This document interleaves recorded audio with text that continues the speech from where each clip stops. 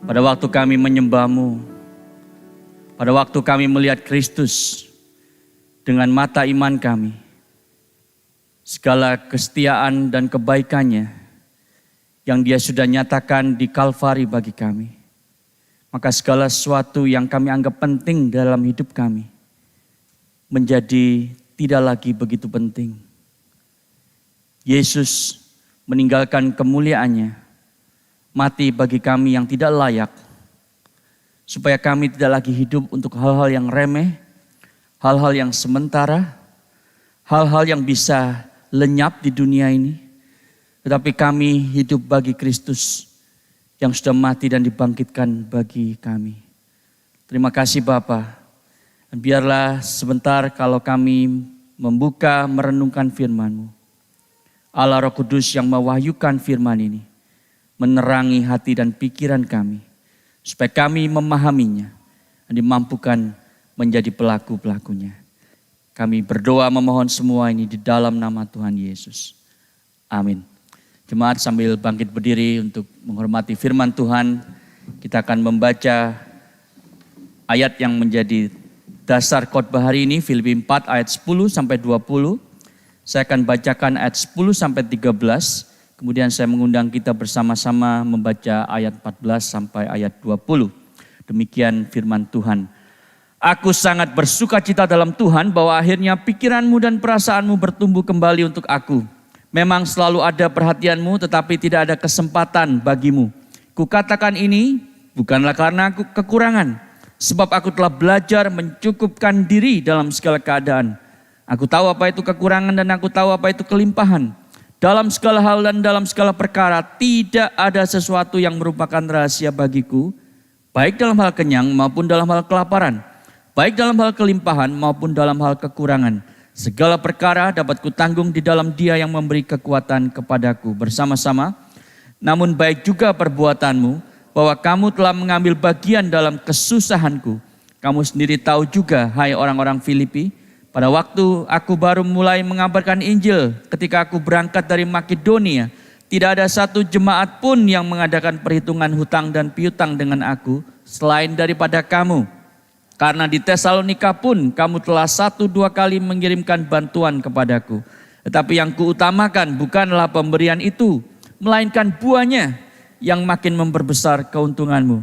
Kini aku telah menerima semua yang perlu daripadamu, malahan lebih daripada itu. Aku berkelimpahan karena aku telah menerima kirimanmu dari Epafroditus, suatu persembahan yang harum, suatu korban yang disukai dan yang berkenan kepada Allah. Allahku akan memenuhi segala keperluanmu menurut kekayaan dan kemuliaannya dalam Kristus Yesus. Dimuliakanlah Allah dan Bapa kita selama-lamanya. Amin.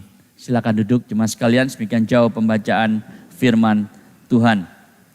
Saudara, kalau saya bertanya kepada Anda dan silakan Anda menjawab ini di dalam pikiran Anda karena tidak bisa dilakukan eksperimen di dalam konteks ibadah.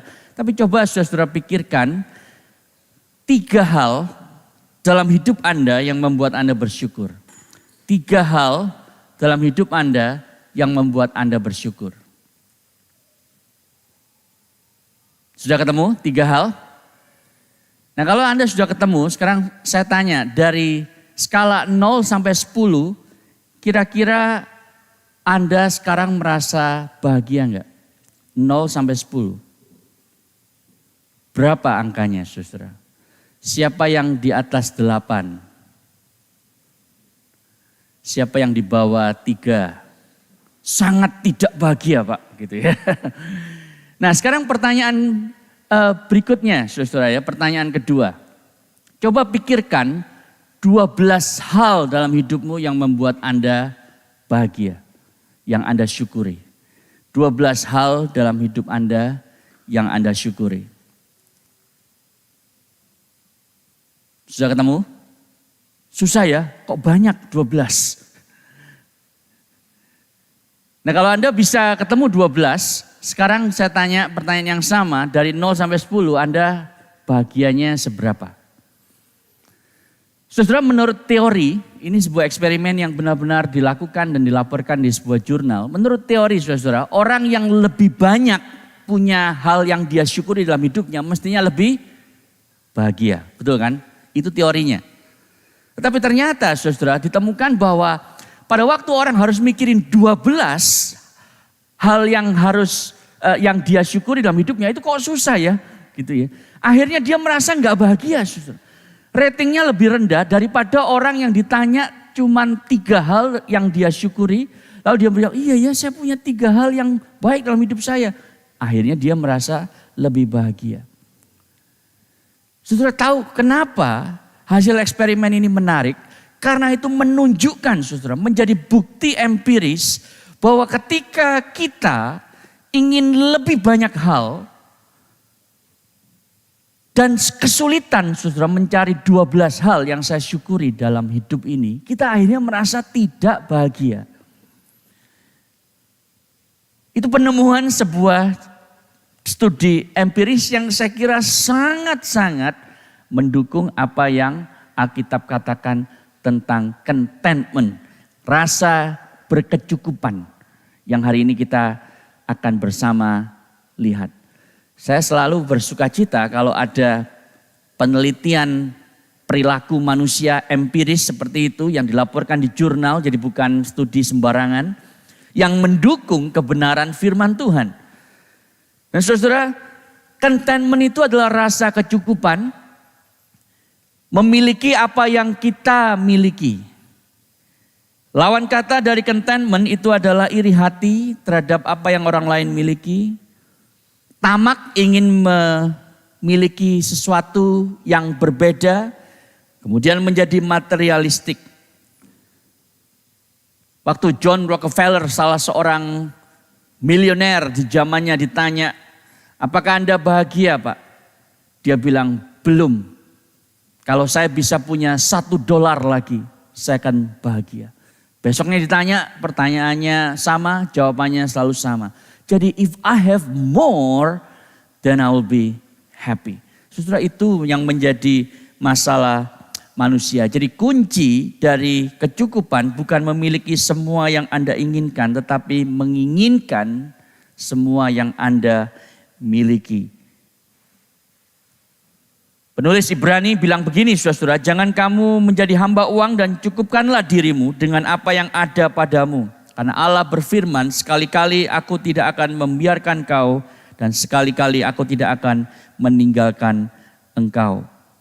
Itu sebabnya penulis Puritan yang menulis tentang topik contentment ini, the rare jewel of Christian contentment, Jeremy Burrow. Dia menulis, saudara, Christian contentment is that sweet inward quiet, that gracious frame of spirit which freely submits to and delights in God's wise and fatherly disposal in every condition. Kalau saya terjemahkan dengan bebas dan sederhana, rasa berkecukupan Kristiani itu adalah satu sikap hati yang senantiasa berserah dan bersuka di dalam porsi yang Tuhan berikan kepada kita. Dan ini yang dialami dan ditunjukkan, diteladankan oleh Rasul Paulus di dalam bagian ini. Kita sudah sampai dalam seri khotbah Filipi ini ke bagian-bagian terakhir. Jadi pasal 4 ayat 10 sampai 20 ini adalah thank you note sebetulnya. Tapi berlainan dengan kita yang kalau nulis thank you note itu sangat sederhana.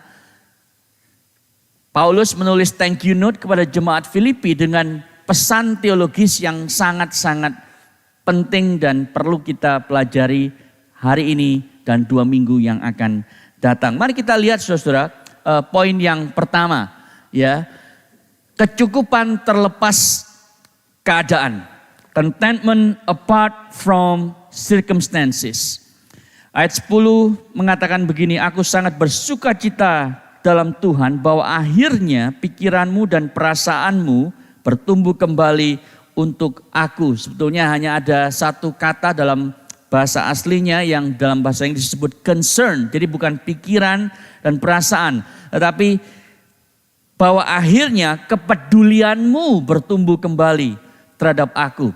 Saudara, ayat ini seringkali disalah mengerti. Seperti kita kalau ngomong akhirnya.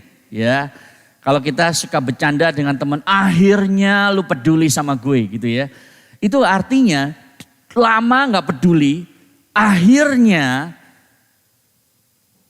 lu ngerti bahwa lu sudah neglect gitu ya. Udah menjauhkan, udah PHP selama ini. Akhirnya gitu.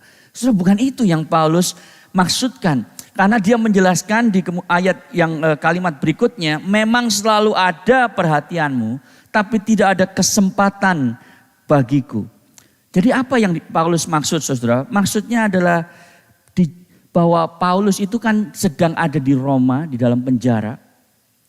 Dan ratusan mil dari Filipi, saudara. Filipi ini gereja yang dia bangun 10 tahun sebelumnya.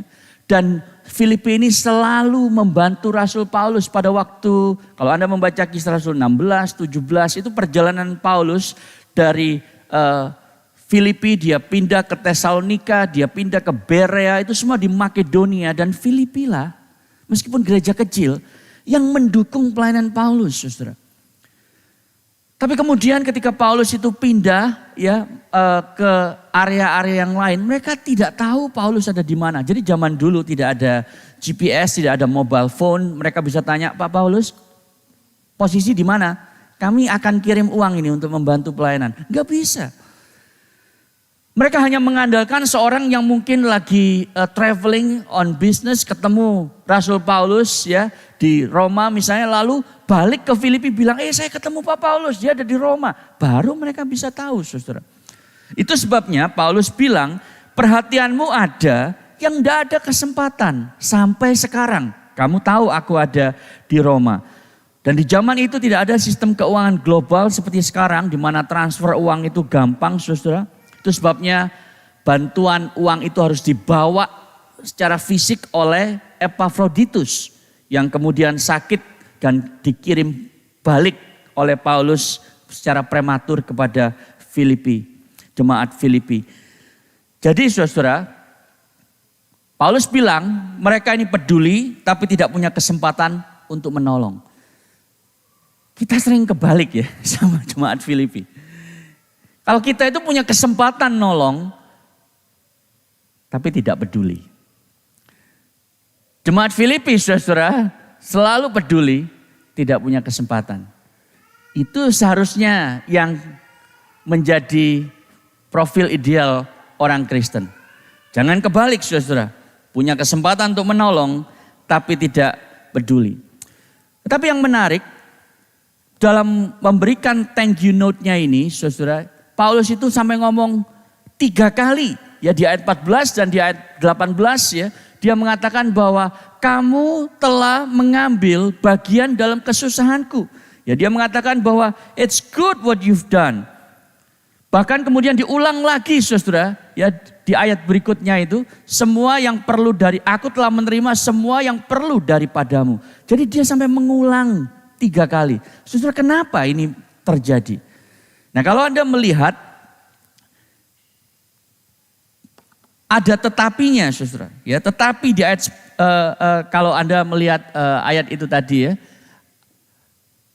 Bukan karena aku kekurangan. Ini satu hal yang penting. Kukatakan ini di ayat yang ke-11. Bukanlah karena aku kekurangan. Saudara, kenapa dia bilang begitu?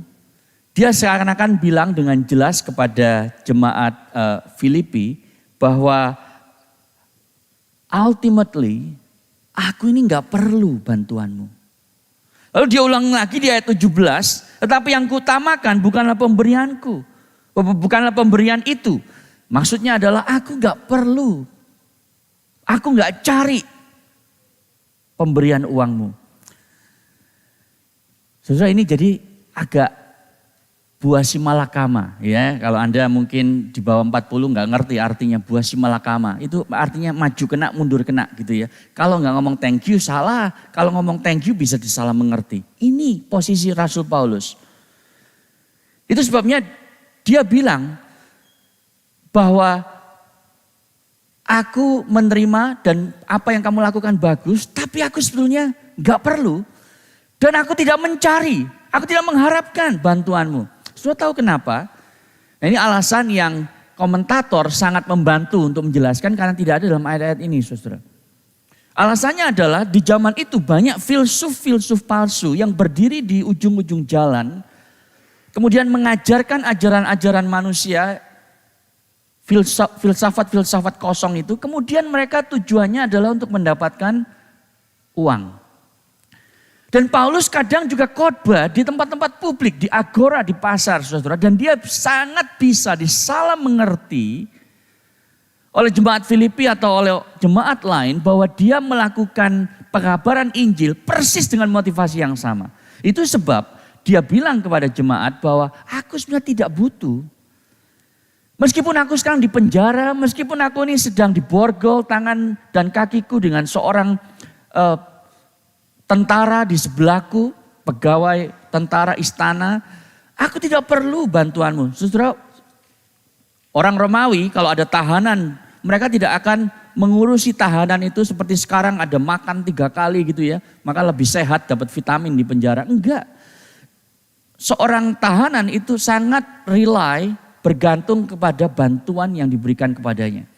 Tapi Paulus bilang ultimately, pada akhirnya aku gak butuh itu.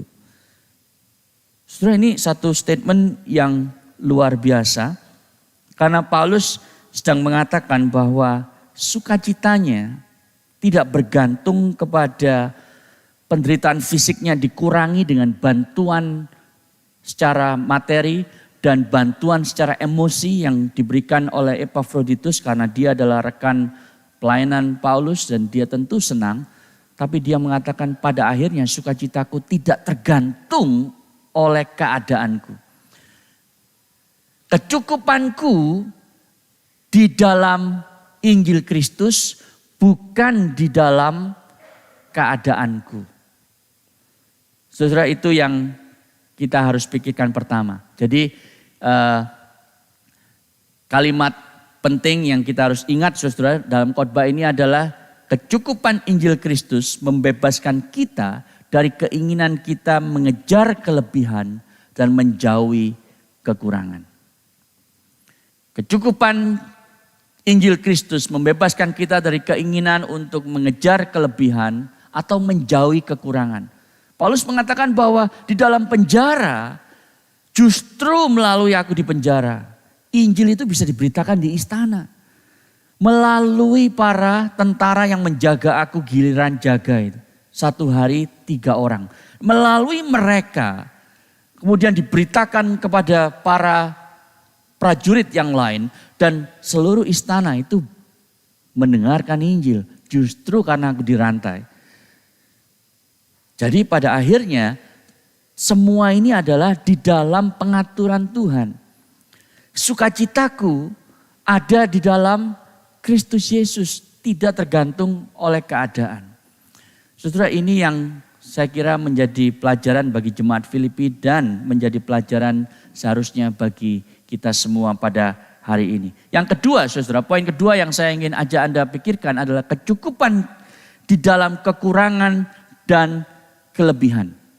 Ini 2 hal yang sangat berbeda dan kita akan lihat satu demi satu. Ya, ayat 11b itu mengatakan sebab aku belajar mencukupkan diri dalam segala keadaan. Jadi kalau dalam poin pertama kita melihat bahwa kecukupan Paulus itu terlepas dari keadaan. Lalu di ayat 12 dia mengatakan, aku tahu apa itu kekurangan dan aku tahu apa itu kelimpahan. Dalam segala hal dan dalam segala perkara tidak ada sesuatu yang merupakan rahasia bagiku. Baik dalam hal kenyang maupun lapar, kelimpahan maupun kekurangan. Jadi ada 2 set dalam bahasa Indonesia. Kekurangan atau lapar, kelimpahan atau kenyang. Saudara perhatikan, 2 kondisi ini tidak lagi punya efek terhadap sukacita Paulus. 2 kondisi ini tidak membuat sukacitanya itu kayak roller coaster. Kalau kenyang happy, kalau lapar itu menderita. Tidak. Dan ini tentu tidak terjadi 24 jam otomatis gitu. Jadi Kristen langsung bisa mengalami seperti ini. Paulus bilang, aku telah belajar. Lalu kata kedua yang dipakai, rahasia. Ya, tidak ada sesuatu yang merupakan rahasia. 2 kata ini, 2 kata yang berbeda di dalam bahasa aslinya. Yang dia ingin katakan adalah, ini tidak datang otomatis. Aku sudah ditempa oleh Tuhan melalui penderitaan demi penderitaan. Dan juga melalui kelebihan demi kelebihan yang Tuhan izinkan aku alami. Dalam pengalaman-pengalaman itu aku akhirnya belajar bahwa kalau aku disetir oleh kelebihan dan kekurangan, maka sukacitaku akan naik turun. Kebahagiaanku akan diatur oleh apa yang terjadi dalam hidupku dan aku tidak lagi mau itu. Itu yang Paulus sedang katakan. Saudara, saya ingin tanya kepada Anda pertanyaan yang simpel sebetulnya. Mana lebih gampang? Merasa cukup dalam kekurangan atau merasa cukup dalam kelebihan? Mana yang lebih mudah, saudara? Ya pasti merasa cukup dalam kelebihan dong ya. Anda bilang lagi liburan gitu ya, lalu breakfast dan santai di pinggir laut, lalu bilang, wah aku berkecukupan. Ya memang lagi santai dan di pinggir laut dan makan pagi dengan nikmat gitu. Tetapi saudara, kenapa Paulus bilang aku juga belajar berkecukupan di dalam kelebihan. Karena banyak orang ternyata di dalam kelebihan pun tidak merasa cukup. Karena mereka ingin pengalaman ini jadi pengalaman tiap hari misalnya. Karena mereka ingin, oh kalau bisa ini lautnya bukan laut yang cuman sungai begitu ya. Atau laut yang sederhana. Lautnya mau yang di Itali. Lautnya mau yang lebih putih pasirnya dan seterusnya. Jadi di dalam kelebihan pun kita ingin sesuatu yang terus lebih baik. Saudara, rahasia kecukupan dipelajari bukan saat kita berada dalam kelebihan atau kekurangan. Tetapi pada waktu kita terekspos kepada sesuatu yang kita tidak inginkan. Jadi misalnya begini ya, kalau Anda misalnya lahir dan tumbuh besar di keluarga yang selalu mencukupkan kebutuhan Anda. Dan saya perhatikan saudara, banyak kita jemaat ICC Melbourne yang bisa datang ke Australia, studi di Melbourne, tinggal di sini. More likely than not, Anda itu lahir dan tumbuh besar di keluarga yang mencukupkan semua kebutuhan Anda. Anda tidak pernah kelaparan. Kecuali sengaja intermittent fasting. Tapi Anda tidak pernah kelaparan karena tidak ada makanan, karena tidak bisa beli makan. Jadi semua kebutuhan Anda, bahkan keinginan Anda dipenuhi oleh orang tua Anda. Bahkan terkadang secara berlebihan. Saya tahu ada anak yang baru usianya 18 tahun sekolah di luar negeri langsung dikasih 100.000 di bank account oleh papa mamanya. Ini 100.000. Terserah kamu mau pakainya gimana. Saya bilang, waduh itu namanya menciptakan pencobaan bagi anaknya. Sesuatu itu yang seringkali terjadi. Nah tapi pada waktu Anda misalnya ada dalam situasi itu, Anda perlu bertanya apakah Anda akan memiliki rasa kecukupan bila tiba-tiba Anda harus hidup dalam kemiskinan. Atau dibalik saudara, Anda dari kecil hidup dengan kemiskinan. Anda akrab dengan apa yang namanya tidak punya dan tidak bisa. Anda merasa tidak apa-apa hidup berkekurangan karena ada Tuhan yang menopang hidup Anda. Terus mendadak Anda diadopsi oleh sepasang suami istri konglomerat. Anda diangkat menjadi anak. Lalu tiba-tiba Anda bergelimang dalam kemewahan. Apakah kemewahan itu langsung meracuni Anda? Anda lupa Tuhan. Meninggalkan Tuhan. Saudara, both prosperity and poverty can turn you into a better or worse Christian. Kemakmuran maupun kemiskinan dapat mengubah Anda menjadi orang Kristen yang lebih baik atau lebih buruk. Orang yang makmur dapat melupakan Tuhan. Orang yang miskin dapat meninggalkan Tuhan. Orang yang makmur bisa juga saudara menggunakan kesuksesan mereka untuk lebih menyatakan kemuliaan Allah. Dan orang yang miskin dapat menyatakan Allah itu cukup di dalam Kristus sebab Allah sanggup memelihara. Jadi kemakmuran dan kemiskinan itu dapat membuat kita lebih baik sebagai orang Kristen atau lebih buruk saudara. Kelebihan dan kekurangan itu adalah agen Allah, means of grace. untuk menyatakan apa yang sesungguhnya menguasai hati kita. Banyak orang yang hidup dalam berkelebihan, yang kaya, orang-orang yang kaya itu kemudian jadi sombong dan menganggap semua orang miskin menjadi miskin karena mereka malas. Mereka bilang begini, saya kaya karena rahasianya adalah saya bekerja memeras otak, memeras keringat, memeras air mata bahkan setiap hari. Enggak seperti mereka. Miskin karena malas. Itu yang seringkali terjadi. Tapi jangan lupa saudara, orang yang miskin bisa sombong secara rohani.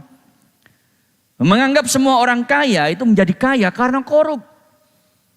Karena nepotisme. Lalu mereka bilang gini, saya mungkin miskin. Tapi meskipun saya miskin, saya tidak pernah mencuri uang orang lain. Saya tidak pernah terlibat suap dan penipuan.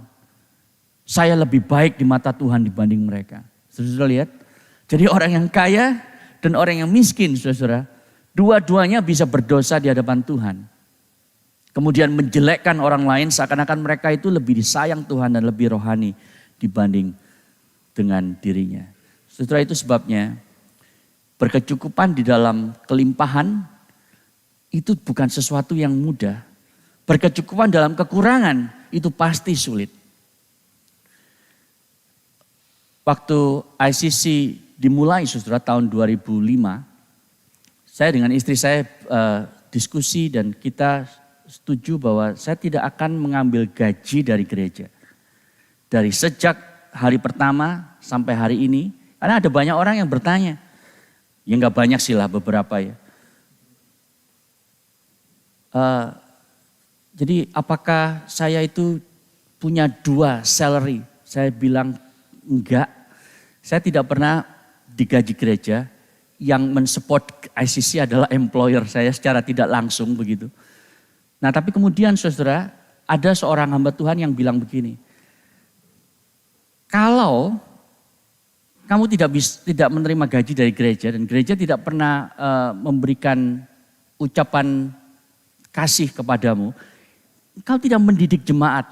Engkau sedang merampas sebetulnya apa yang menjadi hak mereka untuk mensupport pekerjaan Injil. Saudara, itu kalimat yang menurut saya waktu itu saya nggak ngerti saudara. Kenapa harus begitu? Nah tetapi kemudian di Filipi 4 inilah salah satu dasar teks yang kemudian membuat saya, nanti saya jelaskan ya. Yang membuat saya bilang oke, nah kalau begitu saudara ada love gift yang diberikan untuk saya bisa beli buku, lalu bisa saya persembahkan balik dari gereja. Ya, jumlahnya tidak besar dan tidak bertambah besar naik begitu ya seperti gajian, enggak saudara. Tetapi itu menjadi satu hal di mana Anda sebagai jemaat bisa mensupport orang-orang yang menyampaikan firman Tuhan. Bukan karena seperti yang Paulus katakan, saya butuh itu, bukan karena saya mengharapkan itu, tidak. Jadi saudara, sampai hari ini saya tidak menerima gaji. Ya let that be on record gitu. Meskipun Paulus sendiri mengatakan bahwa setiap orang yang secara penuh melayani di dalam pekerjaan Tuhan itu perlu kita dukung, perlu kita topang hidupnya. Ya. Jadi itu sebabnya saudara, kecukupan di dalam kelebihan dan kecukupan di dalam kekurangan saudara, itu menjadi sesuatu yang seharusnya menjadi bagian kita karena kecukupan kita di dalam Injil Kristus Yesus. Ini poin yang ketiga dan terakhir yang kita akan lihat bersama. Jadi Paulus itu sangat bersukacita di dalam Tuhan meski mengalami penderitaan fisik, mendekam dalam penjara saudara. Meskipun ada oposisi dari orang percaya, justru pemenjaraannya membuat Injil itu maju. Bahkan demi Injil maju, seperti yang tadi saya sampaikan, Paulus itu kirim Epaphroditus kembali ke jemaat Filipi secara prematur. Jadi kecukupan Paulus tidak terkait dengan keadaan hidupnya. Itu poin pertama yang kita lihat. Kecukupan Paulus tidak bergantung kepada pemberian jemaat. Kecukupan Paulus berakar pada Injil Kristus Yesus. Kalau dia dalam kelebihan, dia menyatakan kemuliaan Injil Kristus. Kalau dia berada dalam kekurangan, dia menyatakan kecukupan Injil Kristus. Lalu kemudian dia menjelaskan saudara. Nah ini alasan tadi love gift diberikan itu ya. Dia mengatakan di ayat 17, ini saya kira hal yang penting untuk kita pelajari bersama. Tetapi yang kuutamakan bukan pemberianmu jemaat Filipi, melainkan buahnya yang makin memperbesar keuntunganmu. Not that I seek the gift, but I seek the fruit that increases to your credit. Jadi saudara, gambarannya itu begini. Anda bukan hanya punya bank account di Westpac, Commonwealth, NAB, dan bank-bank yang lain yang Anda banking with di Melbourne. Tetapi Anda semua itu punya bank rohani, bank di surga, saudara. Dan kata buah yang muncul di sana, kata karpos itu adalah kata yang Paulus sering pakai di dalam surat-suratnya, termasuk di dalam Filipi ini. Filipi 1 ayat 9 dan 11 itu bilang begini, dan inilah doaku, semoga kasihmu makin melimpah. Ya. Kemudian di ayat 11, penuh dengan buah kebenaran yang dikerjakan oleh Kristus Yesus untuk memuliakan dan memuji Allah. Dan pada waktu Paulus mengatakan buah inilah yang engkau harus terus nyatakan sebagai tabungan di bank di sorga. Dan apa yang Paulus katakan ini sebetulnya adalah extension dari apa yang Yesus ajarkan. Lukas 12 ayat 33. Buatlah bagimu pundi-pundi yang tidak dapat menjadi tua. Suatu harta di sorga yang tidak akan habis. Saudara, ini semua bukan syarat keselamatan. Bukan supaya mempiutangi Tuhan supaya dia lebih sayang dengan kita. Bukan. Tetapi justru kebalik saudara. Pada waktu kita memberikan buah itu menunjukkan bahwa kita itu ada di dalam Kristus. Bahwa kita itu sudah ditemukan bukan karena kebenaran kita sendiri tapi kebenaran Kristus Yesus. Filipi 3 ayat 8 itu ya. Itu sebabnya pada waktu kita itu memiliki mengambil bagian di dalam pelayanan berupa materi, pelayanan kasih berupa non materi, saudara, di sana kita sedang membuat investment, membuat deposit untuk bank di sorga. Kita bicara soal reward, saudara. Kita bicara soal dividen. Yang kita tidak tahu persis apa yang akan kita alami. Tetapi semua orang Kristen itu perlu untuk memikirkan ini. Jadi kalau financial planner di dunia kita itu suka bilang, kalau engkau punya duit, jangan hanya mikir investasi cuma 3 bulan. Jangan mikir investasi cuma 3 tahun. Tapi pikirkan investasi 30 tahun. Nah itu financial planner yang baik. Tapi sudah tahu hari ini Paulus memberitahu kita.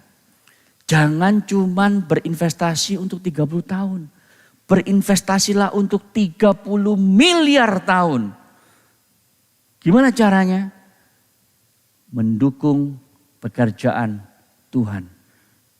Dengan uangmu, dengan tenagamu, dengan pikiranmu, dengan keringatmu.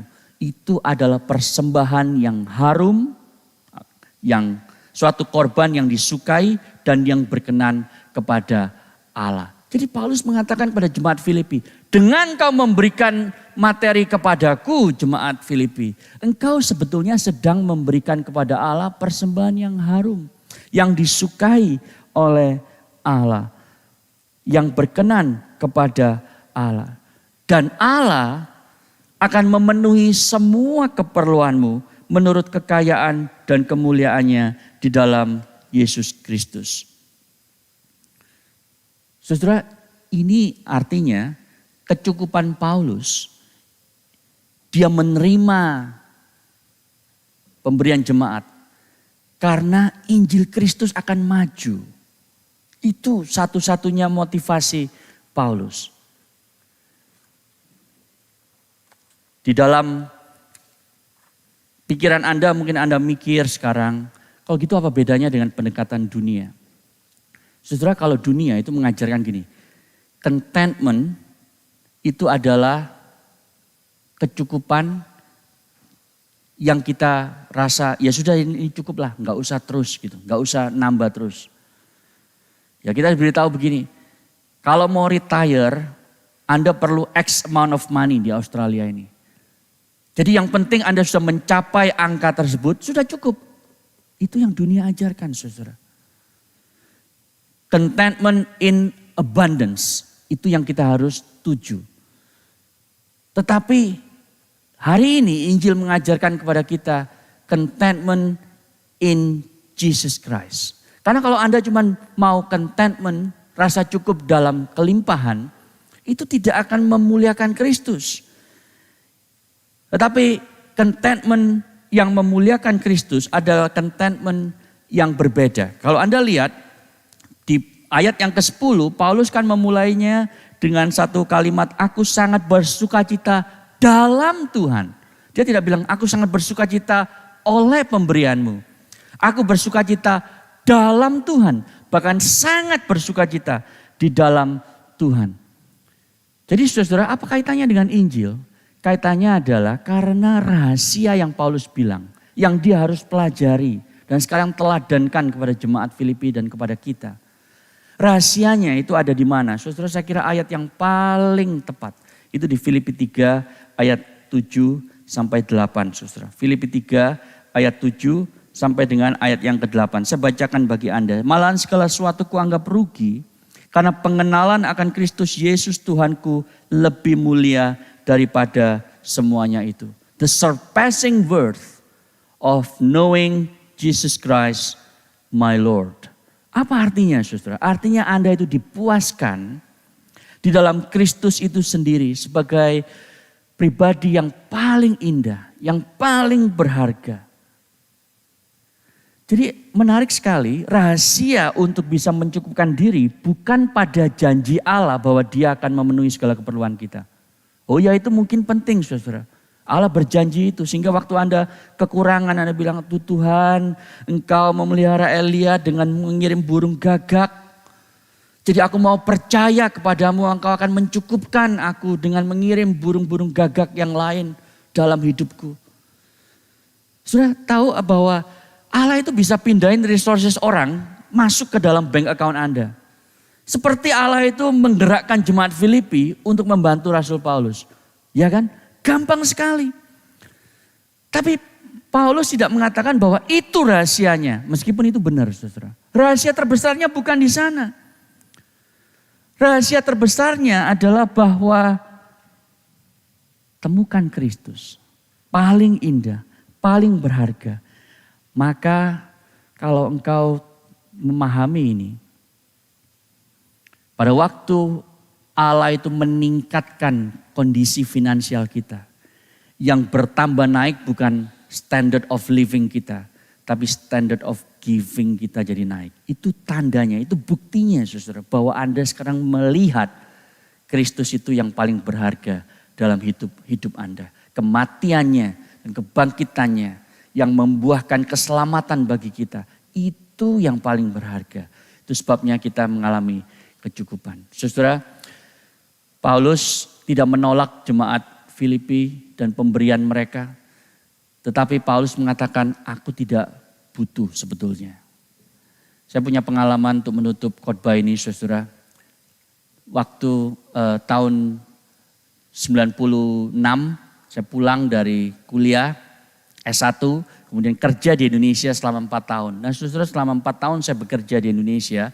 Saya kerja itu di sebuah perusahaan, hari Sabtu tetap kerja, saudara ya. Di Surabaya sampai sekarang masih banyak yang begitu. Jadi Sabtu kerja tapi setengah hari. Ya kira-kira jam 12:30 itu selesai. Nah biasanya saya tuh pelayanan jam 1:30. Jadi saya selalu ke universitas, bicara di persekutuan universitas. Karena saya tergabung di dalam tim pendamping pelayanan mahasiswa di Perkantas gitu ya. Jadi setiap Sabtu tugas saya adalah membawakan renungan di berbagai universitas yang berbeda-beda sesuai dengan apa yang dimintakan gitu. Nah satu kali saya melayani di satu universitas yang sangat sederhana, yang mahasiswanya itu biasanya dari daerah gitu ya. Sangat-sangat limited dan terbatas. Nah pada waktu selesai menyampaikan firman Tuhan, saudara, mereka bilang begini pengurusnya, Kak saya ini sungkan sebetulnya ngomong ini, tapi kami itu tidak memiliki kapasitas untuk memberikan love gift. Cuman akhirnya kami bersepakat untuk urunan, supaya ada love gift yang kami berikan. Saudara, Waktu itu saya bilang, aduh nggak usah, don't worry about it gitu ya. Tapi mereka bilang, tolong diterima Kak. Ya udah, akhirnya saya menerima saudara. Waktu saya buka, jumlahnya itu sekitar 15.000. Dan saya nangis saudara. 15.000 di zaman itu ya tetap kecil. Bukannya berarti 15.000 dulu tuh enggak, memang tetap kecil saudara. Ya itu berarti $1.50, betul ya. Tapi saya nangis saudara, karena apa? Karena ada orang yang tidak bisa memberikan, tidak punya, tapi mereka itu ingin berbagian saudara, dalam pekerjaan Injil yang dia tahu mungkin ini akan menolong saya untuk entah itu beli snack atau beli minuman untuk bisa terus melayani di pelayanan berikutnya or something along that line. Dan mereka ingin berbagi di dalam itu. Dan saya bilang Tuhan, saya janji saudara hari itu bahwa pelayanan saya tidak akan menjadi sumber penghasilan saya. Saya tidak akan menjadikan itu side income, side gig gitu ya. Karena apa? Karena kecukupan saya seharusnya ada di dalam Kristus Yesus. Saudara, biarlah itu menolong kita. Apapun kondisimu sekarang, kelebihan, kekurangan. Ingat, kecukupanmu ada di dalam Injil Kristus Yesus. Kecukupanmu itu yang membebaskan engkau karena Injil Kristus Yesus dari keinginan untuk mengejar kelebihan dan menjauhi kekurangan. Bapa di surga, kami menyerahkan setiap diri kami. Engkau yang tahu kondisi hati kami. Biarlah Engkau juga yang terus berbicara melalui Roh-Mu yang kudus. Supaya kami tidak terjebak dengan pengaruh dunia ini. Tidak terjebak dengan suara si jahat. Untuk mengejar lebih dan lebih lagi. Tidak puas dengan gaji kami. Tidak puas dengan bisnis kami. Dan kami mencari berbagai side income. Sehingga ada konsekuensi yang kami harus tanggung. Keluarga kami, anak kami, kesehatan kami, bahkan mental kami. Sangat-sangat terfokus kepada mengejar lebih lagi dan lebih lagi. Sehingga Tuhan tidak memiliki tempat yang seharusnya. Tempat yang terutama dalam hidup kami. Tolong Bapa, biarlah kami melihat Kristus itu semakin real dalam hidup kami. Sehingga kami berani berkata seperti Rasul Paulus, bahwa aku sangat bersukacita di dalam Kristus Yesus, bukan dalam kelebihan. Kami berdoa dalam nama Tuhan Yesus. Amin.